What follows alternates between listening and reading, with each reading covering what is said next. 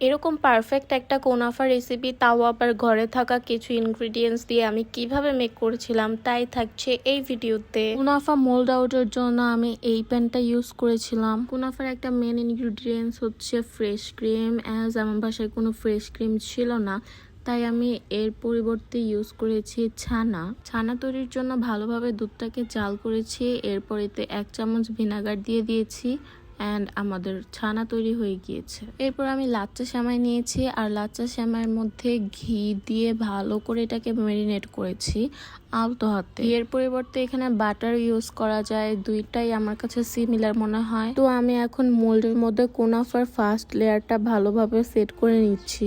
এরপর আমি liquid milk বা তরল দুধ ভালোভাবে গরম করে নিচ্ছি, কারণ এটা দিয়ে আমরা আমাদের মাঝের লেয়ারটা দিব কুনাফার মাঝে ক্রিমের অংশের জন্য আমরা এখানে নিচ্ছি ছানা। এরপর আমরা এখানে অ্যাড করব চিনি, কনডেন্স মিল্ক, এর সাথে অ্যাড করব পাউডার মিল্ক, আর তার সাথে লিকুইড মিল্ক অ্যাড করব 2 কাপ। আর এইসব ইনগ্রিডিয়েন্টস আমি আগে ব্লেন্ডারে ব্লেন্ড করে নেব, এরপর আবার চুলাতে দিয়ে জাল করব। কনসিস্টেন্সি ঠিক হওয়ার জন্য এখানে আমি 2 চামচ কর্নফ্লাওয়ার 2 চামচ পানিতে গুলিয়ে ব্যবহার করেছিলাম। এটা হচ্ছে আমাদের কুনাফার সেকেন্ড লেয়ার। ফার্স্ট লেয়ারের উপর সেকেন্ড লেয়ারটা একটা স্পুন দিয়ে ভালোভাবে সমান করে দিব।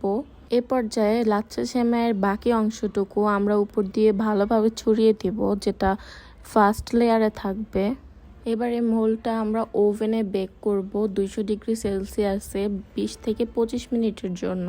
এটা চাইলে চুলাতেও বেক করা যায়, আর এই বেকিং প্রসেসটা আপনারা ইউটিউবে দেখে নিতে পারেন। 20 মিনিট পর এটা হলো আমার কুনাফার আউটকাম। যেহেতু আমি এটা ওভেনে বেক করেছি, তাই উপর একটা খুব সুন্দর কালার এসেছে। এখন এর উপর আমি চিনির সিরাপ স্প্রেড করে দিয়েছিলাম, আর ডেকোরেশনের জন্য কিছু বাদাম দিয়েছি উপরে। ওভারনাইট কুনাফাটা আমি ফ্রিজে রেখেছিলাম, আর মর্নিং এ এটা ছিল কুনাফার আউটকাম। কুনাফার অথেন্টিক রেসিপিগুলো আপনারা ইউটিউবে খুঁজতে পারেন। Hope you will try this recipe at home.